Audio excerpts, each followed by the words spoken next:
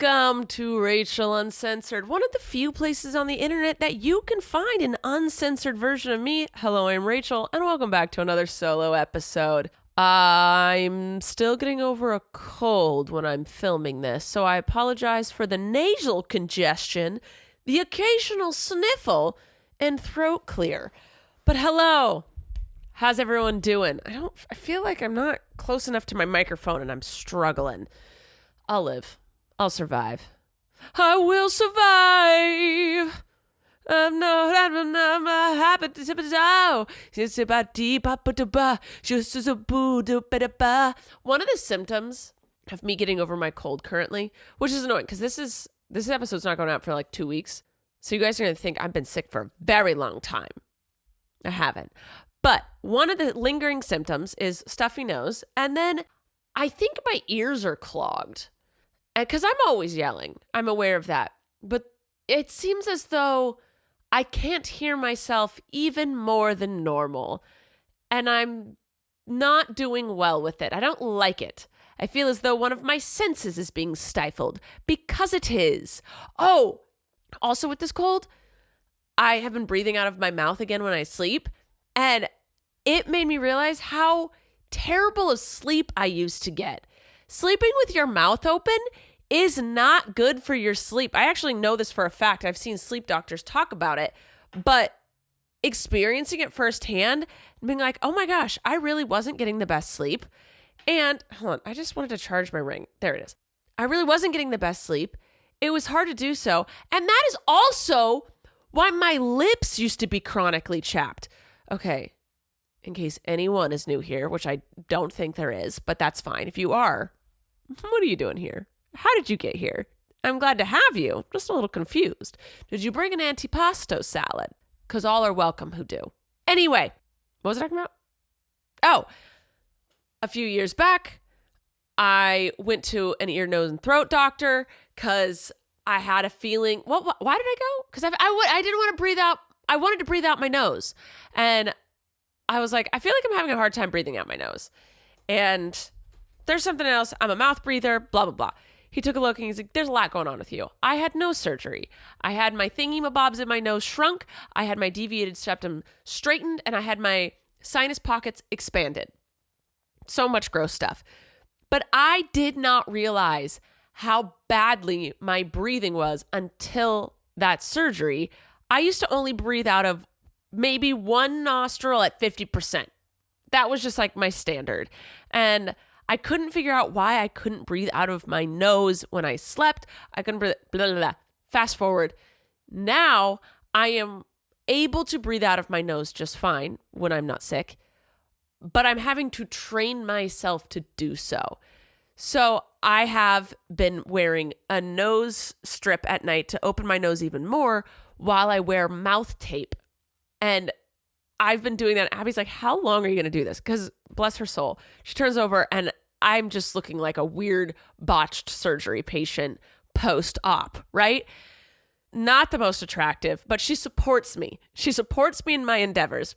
I started off with huge nose strips and then mouth tape that had a little hole in it just in case because I was scared of suffocating or having a stroke. And now I've graduated to tiny little nose strips, just little tiny little baby ones with the full mouth tape complete coverage. I know I can rip it off in the middle of the night if I need to. I've woken up many a time with it just somewhere else in my bed. So I'm not too worried about it now. But I've been on a really good track. I told her I'm going to keep up this regimen, full mouth tape, hopefully graduate to no nose strip. And then at the end of the year, if I do this every single night, and at the end of the year, I'm still breathing out my nose. I'm still not able to breathe out my nose while sleeping without the mouth tape. Then I'll go back to the doctor and figure out what else is happening. But I also feel like it's a jaw issue. My jaw just naturally wants to open. I don't even think it's much as a nose breathing issue. Doesn't matter. But when my nose got clogged, I was like, okay, I'm sick. I have to breathe out my mouth. No one likes it. I forgot how terrible it was. When things slowly happen, you don't notice over time.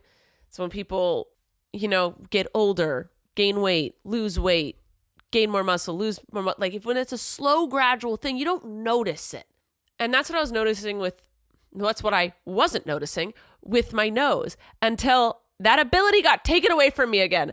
And oh my gosh, my lips are chapped again.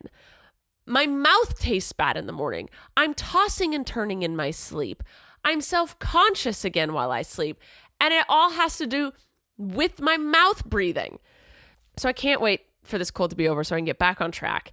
And also, I did sleep with my mouth tape again last night because at night I was able to clear everything out. I felt good. I slept propped up. I could breathe out of my nose with my nose strip on. And I got the best sleep I've gotten all week. Long story short, don't take for granted your oxygen.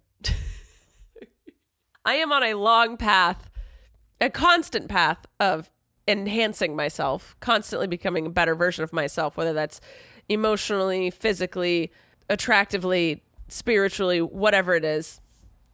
And my posture and how my jaw sits and my mouth breathing, my nose breathing is something I'm constantly battling with because for years I didn't realize that they were problems. And so, you go 29, 30 years without fixing something, you can't fix it overnight. So I feel the last 4 years I've been trying to correct a lot of things. I got nose surgery, I got eye surgery, I've been working out more, I've been doing yoga more, but it's a slow process. Maybe when I'm 40, I'll get there. Anyway, hello. What a long-winded intro. I do have a joke. It's not as long, but it's not just a quick pun. All right? This one's pretty quick. You ready for it? Here it goes. So I went to this job interview this week, and the interviewer said to me that I put on my CV that I'm real quick at mental arithmetics, math. And so they said, what's 19 multiplied by 17? And real quick, I said, 34. And he looked at me and said, that's wrong. And I said, yeah, but I was quick with it, wasn't I? Ha! Ha ha! Ha ha ha ha! Ha ha ha ha! That's all. That was the joke. Okay, what I've learned this week. I looked up, I didn't have anything that was really outraging me that stuck with me. I know things already in life. So I decided to Google a quick what I learned this week. This confused me. I saw this fact and went, what? Mount Everest is still growing. What? I'm going to Google it real quick. We're going to learn about this together. Yes, Mount Everest is growing taller. Despite its immersed height, the world's highest peak continues to increase in elevation, albeit slowly due to ongoing geological activity. Tectonic activity, isostatic rebound, growth rate, river capture, so many things, science terms, and smart people things. Mount Everest slowly is gaining in height. Has gained as much as 165 feet in elevation since when? You can't just say that. Since when? It's gained 160 feet in elevation. Since when? In what point of time? I'm sorry, 165 feet in 1 year? In 100 years? What do you mean? Mount Everest, the tallest mountain in the world, has been growing ever higher for roughly 50 million years. Cute. The peak also called, I want to know about its growth. Okay. I think I found it. I'm just mad at a webpage for not screaming my answer at me. The high erosion of the combined rivers supercharged Everest's growth, adding around 2 millimeters of additional height each year. Okay, 2 millimeters each year for a cumulative, which I don't like being able to say that word. I'm not able to say it. I don't like that word. Cumulative total of 50 to 165 extra feet. In how many years? In 80, 2 millimeters a year, guys. That's all we're getting. That's all I'm getting from this. So someone who climbed it 10 years ago, guess what? Someone who climbed it this year, they climbed higher. Yeah. So if you climbed it 10 years ago, looks like you're going to have to climb it again. Stop climbing it. No, guys, I think we've hit on this before. Just stop. We don't need to. You literally don't need to. The people die doing it. it's just one of those things where I just don't get it. And it's okay. There are a lot of things in life I don't get, but we're not harming anyone. It's, clean, good, fun, go for it. So many things like that in the world. I don't get it, but if it ain't hurting anyone, who am I to judge? The Everest is hurting people. They're dying. Also, isn't it like your really rich people are making, I don't remember what they're called, but the people that live over there who can climb it easier than everyone else, you're making them carry all your bags while you're just kind of sauntering up. Get out of here. You didn't climb Mount Everest. No. Sorry. But I feel like people are like there's a lottery to do it. It's overcrowded. You're leaving your trash up there. We're leaving bodies. R.I.P. to those who passed doing it. But why are we doing it? I'm never the person that's like, I have to do this to say that I did it. I'd rather not do it and be happy. I am never willing to really risk my life for one person to think that I was really cool. I got invited to go skydiving the other week, and I said no. They're like, come on, the chances of your parachute not opening. I was like, okay, yeah, let's put that aside. Let me just jump out of an airplane. No, thank you. Okay. The chances of my legs breaking while I land, too great. Even if it's a 1% chance, guess what? I ain't risking it. No, thank you. I know it's more dangerous to drive on the freeway, but I kind of gotta do that. I don't gotta jump out of an airplane. I am not an adrenaline seeker, and I am so thankful for it. I've done my days of roller coasters. I don't even want to go on a roller coaster anymore. You won't catch me at the fair. A suitcase fitting a roller coaster? Not in my lifetime. Thank you. I simply do not understand. And I find it stupid to risk your life for that rush of adrenaline and so that you can brag about it. I also just don't like braggers. Not my favorite. I love to get proud of my friends when they accomplish things. Oh my God, if my friends accomplish something, tell me about it. Something they've been working for, really I love them. I love them for it. But when people just do things so that I can brag about it at parties, I couldn't be drier. This was a weird rant. I went off somewhere else. I had feelings about it, and I went off. Let's go off about something else, though. You know what? Wait. Let's check to see if we have a sponsor for today. Sponsor! Home Chef. Home Chef is our sponsor for today. It's summertime, y'all. But instead of relaxing and soaking up the summer sun, you're stuck in the kitchen and you're doing a meal planning rut, cycling through the same old dinners while juggling work, family, and trying to squeeze in some summer activities. Well, Home Chef can break the annoying cycle and free up your time with fresh, easy-to-follow meal kits offering healthy and exciting dishes delivered right to your doorstep, giving you more time for sunshine and less stress. Users of leading meal kits have rated Home Chef #1 in quality, convenience, value, taste, and recipe ease. It's easy, y'all. And Home Chef has over 30 options a week and serves a variety of dietary needs. So whatever you want, they got it. Plus, it's economical. Customers save an average of $86 per month on groceries when they use Home Chef. And for a limited time, Home Chef is offering my listeners 50% off and free shipping for your first box, plus free dessert for life. Go to homechef.com/Rachel. That's homechef.com/Rachel for 50% off your first box and free dessert for life. Homechef.com/Rachel, and you must be an active subscriber to receive the free dessert. Okay, we're going to actually rant. What pisses me off?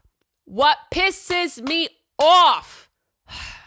When people do not understand that correlation does not always mean causation, okay? And I feel like people always have to use this example.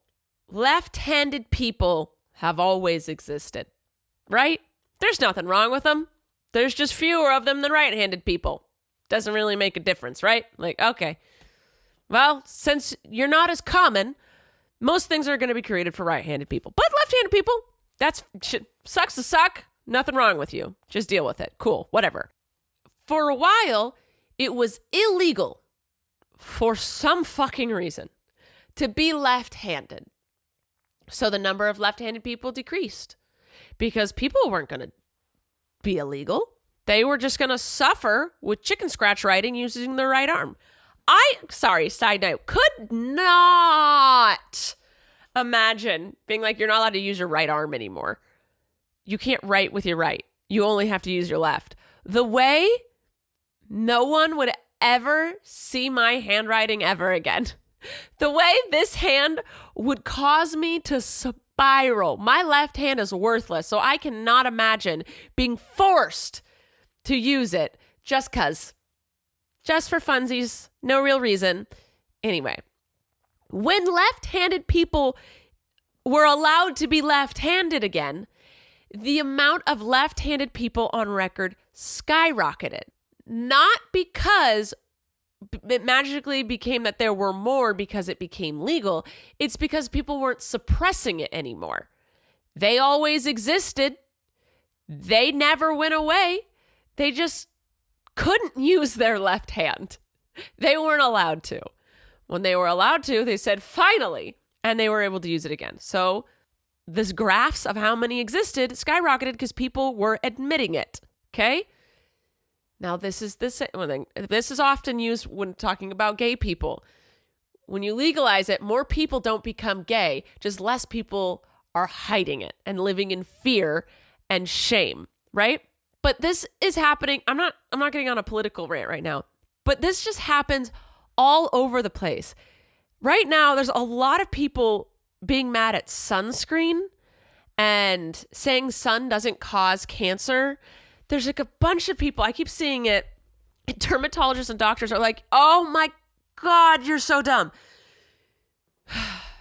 People are saying, we use sunscreen more and more now than we ever have. We're indoors more and more now than we ever have. But the rates of skin cancer are skyrocketing more and more than they ever have. Now, this is for so many reasons. So people are saying it's sunscreen and lack of sun that is causing skin cancer. This is how they've deduced it in their tiny little pea brains, because they're saying, well, we don't get as much sun and we're using sunscreen more. So those two things are up and skin cancer's up. So we better go back to not using sunscreen and being in the sun all the time, because that's when we did that, the skin cancer levels were down. So yeah, if you are pea-brained and don't have critical thinking skills, that seems right. And this is how conspiracy and misinformation and stupidity is spread like wildfire. Use your brain real quick. That's fine. Follow me. Or use my brain. I'll explain it to you. Because I had a doctor explain this. I saw a doctor explain it, who went to school for many, many years and specializes in skin. Dermatologist. One, there's so many reasons for this. One, being able to detect skin cancer is way easier now. Therefore, the diagnosis of skin cancer will also go up because we're able to diagnose it more, okay? That's the same with autism. It always existed, but the numbers of diagnosis have skyrocketed because we're able to diagnose it now. If you're not able to diagnose it, you're not going to have any diagnoses on record. Okay, so the second you can diagnose it, it's going to look like everyone has it, or there's a boom of it, but that's always been there. You're just able to diagnose it now, okay? So the same is happening with skin cancer, but also a doctor explained this, and I went, yeah, that makes sense, because it's just science fact. The skin cancers that are being diagnosed now were caused by sun exposure years ago. So it's not like you go out today, get a suntan, and tomorrow you're going to develop skin cancer. She said it was a female doctor, most of the skin cancer she's treating now were caused by sunburns and sun exposure in the 80s and 90s, when we were outside more and not using sunscreen as much. So correlation does not always equal causation. I hope that this sinks in, because I can tell it to you. I can't learn it for you. I just hope that you can hear this and see this. And so next time someone tries to explain something like that, you stop and you think about it a little bit. Is it because it's more easily diagnosed now? Is it because it's more okay and people aren't living in shame now and hiding it and living in secret? Is it because of something that happened a long time ago? This was an econ. We learned this in econ. Econ 101. I was a senior in high school and I learned this. This has to do, a lot of people have to learn this in business, in math, whatever, research. This is like the first thing they teach you. My teacher showed us with crime rates in the summer are up and ice cream sales in the summer are up. So is one causing the other? Because both are up in the summer. So are crime rates causing people to eat ice cream? Or is ice cream causing people to commit crime? Neither. Neither. It has to do with summertime, with the heat, with the sun being out longer. Crime goes up when it's easier to be outside at night. When it's snowing, people aren't going to go commit crimes. They're freezing. They're going to stay inside, right? And in the winter, no one's eating ice cream. It's freezing. No one wants to eat ice cream. So just because both skyrocket in the month of May to August doesn't mean that one causes the other. They're both caused by something else, and they just happen to be both happening at the same time. And I fear that this is something people can't sink into their brain, and it's causing so much stupidity. Just so much. Put your sunscreen on. For the love of God, put your sunscreen on. Don't go get burned. Do your skincare routine. Eat your fruits and veggies. Drink your water. Be smart. And use critical thinking skills. Oh, I saw this TikTok of this woman. Bless her heart. She was so transparent and so genuine. She came on. She goes, I was a hardcore Republican. I voted for Trump the first time. And, you know, I spewed what I was taught. And I was strong in my ways. And she was very just straightforward. And she didn't give any excuses. But she just said, and then one day I saw someone on Facebook post something that, you know, went against what I believed and what I've been taught, you know. And so I decided I wanted to fight them on it. So I went and I Googled, you know, some info to prove that I was right and they were wrong. And I found out I was wrong. And I kind of scratched my head a little bit. And my whole life I had thought that fact checkers were biased. And she said, that's what the news taught me. And that's what the Republican Party taught me. That's what my friends and my church taught me, is that fact checkers, people that are saying, you know, that's not true, they're all biased and they're all lying. And so she was trying to find out that she was right and ended up finding out she was wrong. And she goes, well, how do I know those sources are right? And she kind of was going through this thing of she was finding things. She could find things to say that she was right, but they didn't seem like legit things. And then everything that's saying she was wrong looked a little more legit, but how could she be certain that they weren't super biased? So she took it upon herself to take a fact-checking tutorial class. She took a class on her own accord, on her own time, on her own dime, to learn how to fact-check, which then in turn taught her how to use critical thinking skills. And she said what she learned was that the Republican Party lies so much more and so much bigger than the Democratic Party. And she goes, no, let me say, the Democratic Party does lie, but not to the same amount and not as disastrously. So they might, you know, exaggerate a number here or there, but they're not lying about what's going on in the world. And this woman made me so happy, but also so angry. I love her. She's great. So basically she said she's a hardcore Democrat now, and she learned to fact check, and she keeps pushing everyone just to learn. Like when people don't agree with her, she just says, take a fact checking tutorial, learn to fact check, learn to, you know, Really research, not just read a headline, not just to absorb whatever Fox News tells you and that's it, but to learn to have critical thinking skills.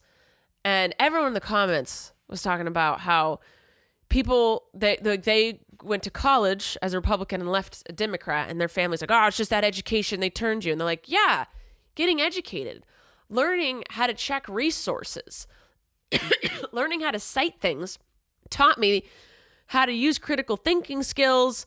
And that has taught me that, so much lie and so much exaggeration and misinformation is being spread.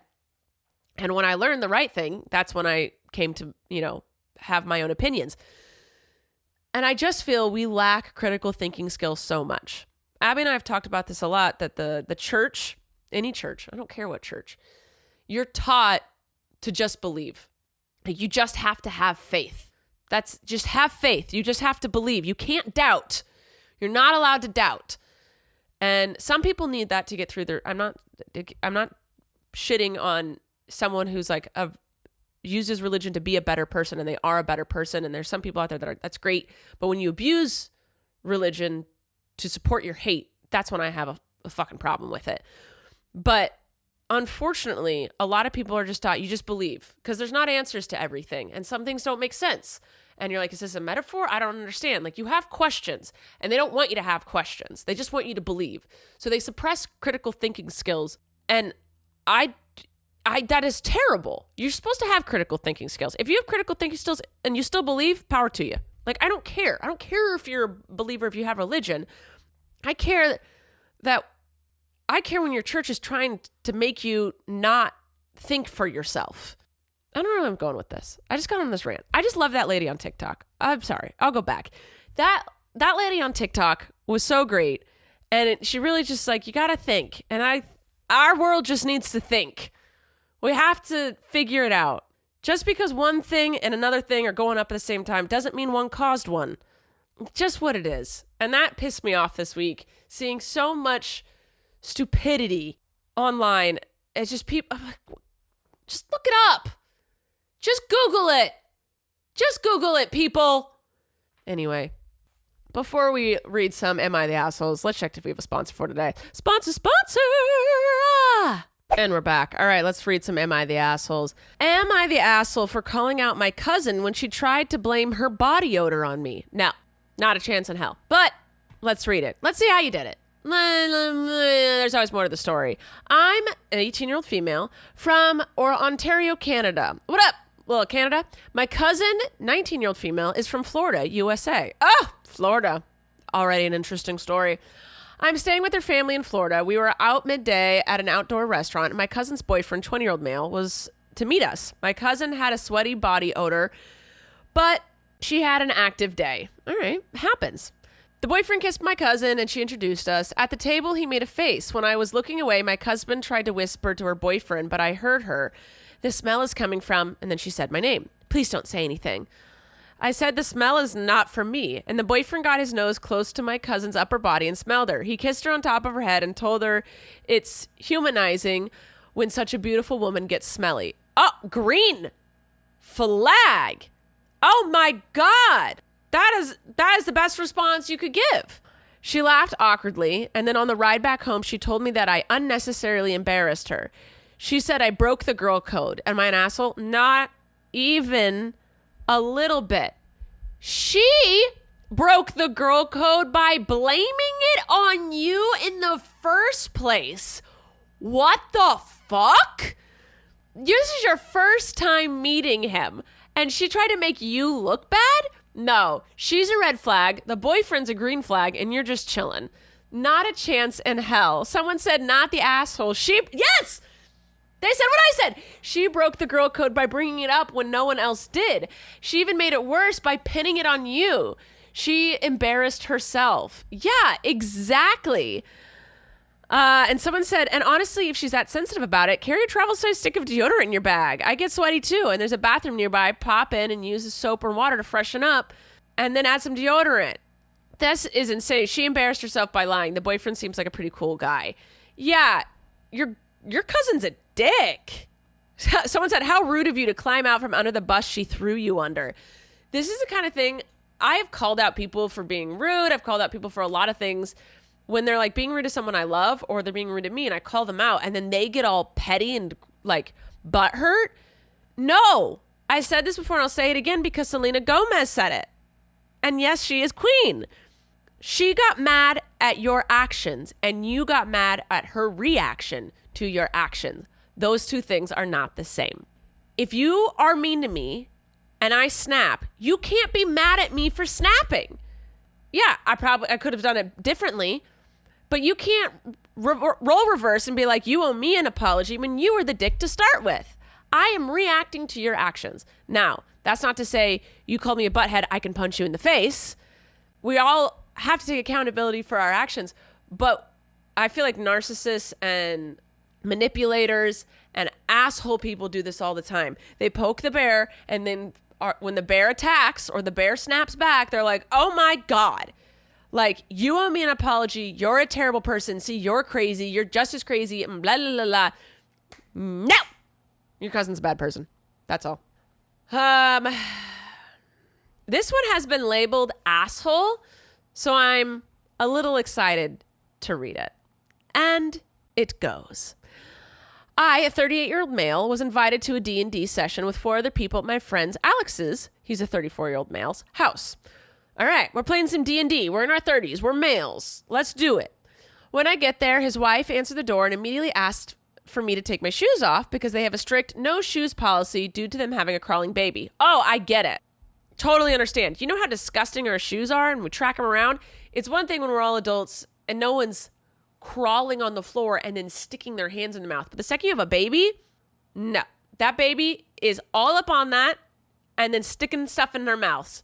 Not a chance. No shoes is totally fine. My sister has a no shoe policy. The second she had kids, she issued a no shoe policy, and we follow that. And we do that. It is what it is. Also, you don't have to have a reason. You could just not like shoes in your house, your rules. That's totally fine. Unless your rules are like, you have to be completely naked, then I'm not going to go to your house anymore. See, that's the thing with rules. If they're like, this is the rules of the house, and you don't like them, you don't simply go to the house anymore if you don't want to follow them. It's pretty much how it is. Okay. I explained that I have a medical condition called epidermolysis bullosa simplex, EBS, which makes the skin on my feet extremely fragile. Even mild friction or pressure can cause painful blisters and tears. So I have to wear supportive shoes with cushion, orthopedic insoles at all times, even when indoors. Walking barefoot or just in socks causes me pain and can lead to bleeding. She suggested I put grocery bags or socks over my shoes. All right, girl said I am a problem solver. She said, okay, medically we need to wear these shoes. Let's do it. Let's wear these shoes, but let's make it safe. Let's make it clean. Let's make it child friendly. And said, because you know what, when workers come over, they put those little booties on their boots. I always tell them they don't have to. I'm like, we have dogs, you're fine. Because I know the type of floor. I know what's going down. But that is customary. When a plumber or an electrician or a work dude has to walk through my house and they're like an established company, they get these little booties out and they put booties over their shoes so they don't track mud, dirt, and grime and germs through my house. Okay. But I told her that's unsafe for walking and honestly just insulting. No. That is, what type of walking are you doing, sir? In a house? What do you mean? This isn't a cartoon where she asked you to put banana peels on the bottom of your feet. What do you mean? Insulting? It's not insulting. It's insulting for you to disregard her rules and ask for an exception. Yes, it's a medical condition. And so she was like, okay, gotta keep your shoes on. Let's find a middle ground here. Let's compromise. And she said she can't compromise her baby's health for my comfort. This is true. When Alex came to the door, he told me just deal with it for a couple hours or I wasn't welcome inside. Yes, a man who stands up for his wife and child and house rules. Yes. Blaze, yes. I'm sorry, I woke you up from your nap. I just love it. I just love it. And I told him I wasn't going to risk injuring myself over a D&D session. Bro, risking injuring yourself because you put socks over your shoes. I'm sorry. That's not a thing. It's simply just not a thing. You're being so difficult. Oh my God. And if my shoes were that big of an issue, I'd respectfully leave. As I walked back to my car, I overheard his wife telling the other guests that were already there that night that the night was off because I made a huge scene at the door. Later, I got a group text from Alex saying he's canceling D&D night because it's not fair to expect everyone else to pretend nothing happened. Some mutual friends say I overreacted and could have just sucked it up, while others think Alex and his wife were ridiculous for ruining everyone else's plans just because I decided not to say. So am I the asshole? You are 100% the asshole. No ifs, ands, or buts. Bro, you think you're going to slip and fall because you put socks over your shoes? Because you put grocery bags over your shoes? Like, what the fuck, bro? She wasn't trying to tell you. She wasn't saying, like, you have to do this. She wasn't saying, like, you're an idiot. You don't have a medical condition. She was like, okay. She was trying to be kind and compromise and not put her baby's health at risk. I think canceling D&D altogether was a bit extreme because I know that game and I know they can play without you if their dungeon master knows what they're doing. I don't play, but I know people who do. My girlfriend. So, like, that is a little extreme, but you are a dick. That's 100%. And then there is more. Edit. I should add that I texted our friend group chat a few days ago about my concerns with my condition because we changed the location of the meetup to his house instead of mine. Alex assured me that I shouldn't worry about it, so I didn't bring my indoor shoes. Okay, that's a little different. You did update like, hey, is this cool? And he said, don't worry about it. That is a little different. But let's see what everyone says. I don't know why you couldn't just cover your shoes with bags. Someone said, yeah, this. Maintenance people do this all the time when they enter home. It does not affect how well you walk and seems like it would have been a good compromise. You're the asshole for thinking this is insulting. Someone said, well, maintenance people use shoe covers, not plastic bags. Plastic bags would be slippery and risk falling. Paper bags might work, though. Dude. Wow. Walking to the couch and sitting down, you're not going to slip and fall. That's ridiculous. I just, like, when it comes to the health and safety of children, I think I'm just like, yeah, whatever it is, go, do it. Like, look ridiculous. If someone would ask me to put on an entire hazmat suit to go hang out with their kid, I would. Like, I don't care. They're like, you need to wear this banana costume. I'm like, cool. I don't get it. Sure. Like, I don't know. And I think I'm just like, am I more easygoing? I don't think I'm actually that easygoing of a human. But like, I kind of understand things. I'm like, okay, sure. I don't like taking my shoes off when I go to my sister's. I actually fucking hate it. I purposely don't wear certain shoes when I go over there because I know it's annoying. But I totally understand that I shouldn't be tracking dirt around her house when her kids are on the ground 60% of the time.